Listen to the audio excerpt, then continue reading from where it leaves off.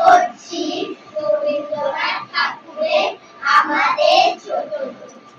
আমাদের ছোট নদী চলে পাকে পাকে, বৈশাখ মাসে তার ফাঁকি জল থাকে।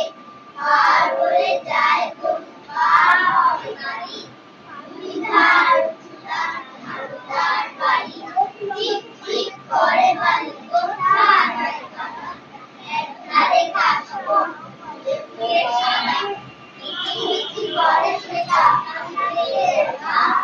রাতে উঠে থেকে থেকে শেয়ালের হাট, আষাঢ়ে বাদল নামে নদী বড় বড়, আমরা একটু জায়গায় ভাড়া বড় বড়।